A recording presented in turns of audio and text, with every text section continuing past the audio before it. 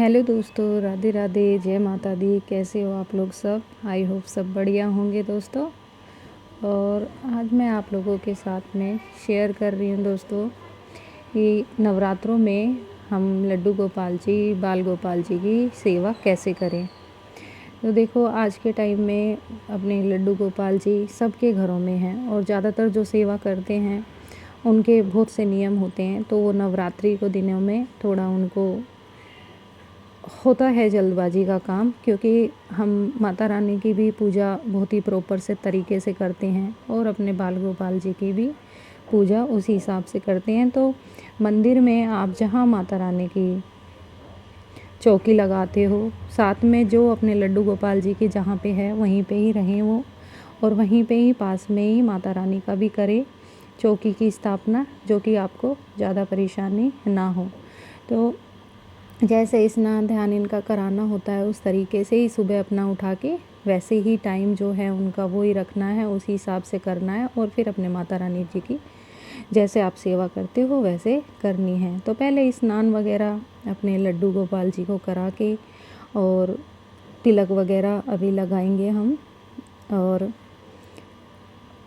Main हमारे बाल गोपाल जी का भोग होता है, उनका स्नान ध्यान होता है। और इत्र हमारे लड्डू गोपाल जी को बहुत पसंद है, तो हमने ये इत्र भी लगाया है।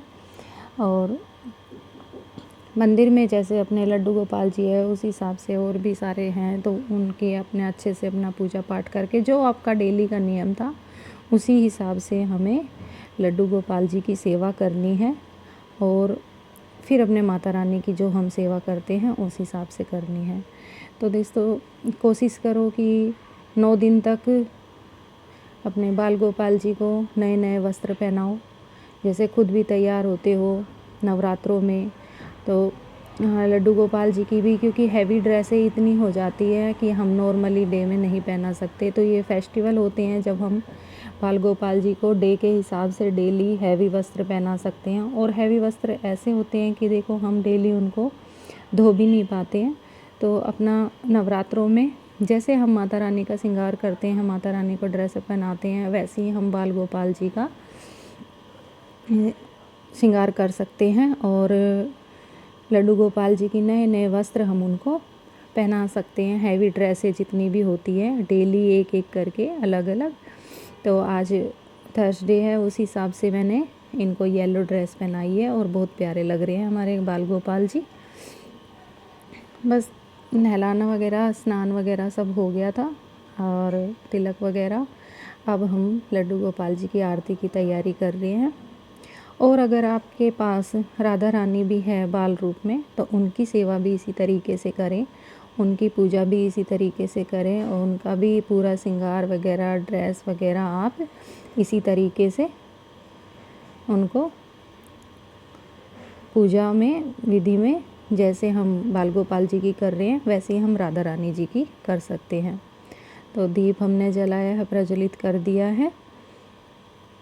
अब अपने लड्डू गोपाल जी का हम आरती करेंगे और भोग वगैरह कैसे है, किस तरीके से करना है, वो आपको हम बताएंगे कि नवरात्रि में कैसे हम आराम से अपने बाल गोपाल जी की सेवा कर सकते हैं। और मैं आप लोगों के साथ में शेयर करूंगी स्नान वगैरह, इनका उठाना वगैरह, कैसे हम लड्डू गोपाल जी को उठाते हैं, वो भी आपको आगे की वीडियो में देखने को मिलेगी। तो ये हम आरती कर लेते हैं अपने बाल गोपाल जी की। और देखो, सभी आज के टाइम पे लड्डू गोपाल जी की सेवा करते हैं। तो नवरात्रि में अपना जो भी है सेवा वगैरह वो हम अच्छे से कर लें, इसीलिए हमें थोड़ा टाइम से अपना उठ के और जो अपने बाल गोपाल जी की टाइमिंग है वो सेम रखें और फिर अपना माता रानी जी की करें।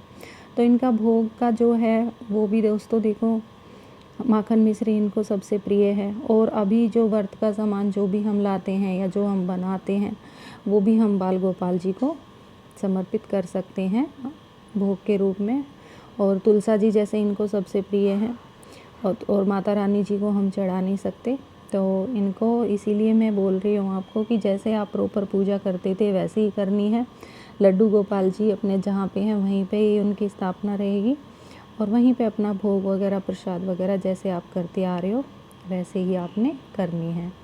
तो बस आरती वगैरह करने के बाद में अब इनकी भोग की तैयारी हम करेंगे। और जो हम माता रानी के लिए प्रसाद लाए थे वही हम मतलब भोग लाए थे, वही भोग हम अपने बाल गोपाल जी के लिए रखेंगे। तो दोस्तों अगर मेरी वीडियो थोड़ी भी आपको अच्छी लगे तो प्लीज़ शेयर करना, कमेंट्स करना और इतनी शेयर करना कि मेरे चैनल सब्सक्राइब कराना। और बस आप लोगों का साथ ज़रूरी। तो ये भोग आ गया है हमारे बाल गोपाल जी का, और ये जल है क्योंकि जल हमें ज़रूर चाहिए होता है। जहाँ हम भोग रखेंगे वहाँ जल भी ज़रूरी है। तो अब हम अपने बाल गोपाल जी का प्रसाद रखेंगे। तो ये मैंने जो मेरे मंदिर में है प्रॉपर सब वो मैंने अपना अच्छे से उनका भोग देखिए रखा है। और तुलसा जी अपने बाल गोपाल जी को प्रिय है तो सबसे पहले तुलसा जी का भोग लगाया है। और ये मैंने नवरात्रों के जो प्रसाद है वही प्रसाद मैंने बाल गोपाल जी को चढ़ाया है। तो अलग से आपको इतनी कोई वो भी नहीं होगी। जो हम माता रानी के लिए भोग ला रहे हैं हम बाल गोपाल जी, लड्डू गोपाल जी को भी चढ़ा सकते हैं। और बहुत अच्छा लगता है दोस्तों, और भगवान का आशीर्वाद भी है अपने बाल गोपाल जी की, जितनी सेवा करो उतना कम है।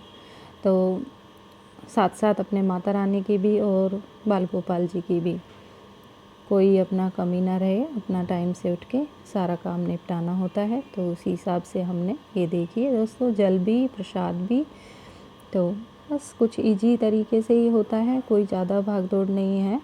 और अच्छे से हमने सारा अपने बाल गोपाल जी की पूजा कर ली है। तो कैसी लगी आप लोगों को दोस्तों मेरी वीडियो, ज़रूर कमेंट करके बताना। और बस आज की पूजा हमारी, और आप कमेंट्स करना दोस्तों, जो भी आप आगे चाहते हो वो मैं आप लोगों के साथ में ज़रूर शेयर करूँगी। और ये हमारी पूजा संपन्न होती है आज की। तो राधे राधे दोस्तों, कल फिर आपके साथ में एक नई वीडियो के साथ में मैं आपसे मिलूँगी।